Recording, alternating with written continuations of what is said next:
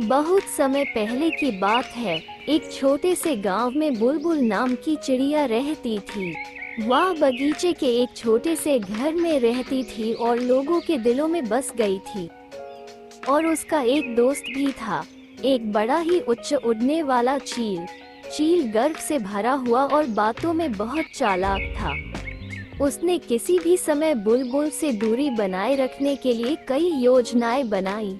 बुलबुल कभी भी उसे भ्रमित नहीं होने देती थी, क्योंकि वह निर्दोष थी और उच्च नीति पर चलती थी।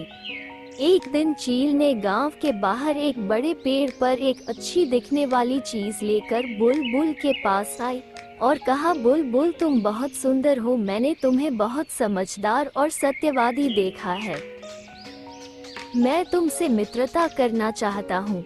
बुलबुल खुश होकर चील की मित्रता स्वीकार कर लेती है।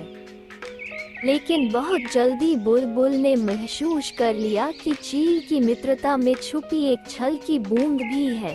एक दिन चील ने बुलबुल से कहा कि बुलबुल, मैंने सुना है कि बगीचे के एक कोने में बहुत सारा खाना छुपा है, तुम्हें भी मेरी तरह अच्छा खाना मिल सकता है। बुलबुल ने चील की बातों में विश्वास करते हुए चील के साथ बगीचे के एक कोने में उड़ान भरी। लेकिन वहां पहुंचकर बुलबुल ने देखा कि वहां कुछ भी नहीं था।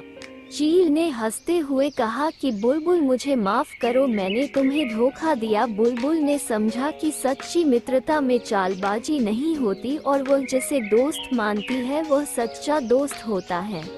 कहानी से हमें ये सीख मिलती है कि मित्रता में भरोसा महत्वपूर्ण होता है और हमें चालबाज दोस्तों से सावधान रहना चाहिए। उसने चील को माफ किया, लेकिन उसके दिल में एक सीख बैठ गई कि चालबाज दोस्तों से सावधान रहना चाहिए।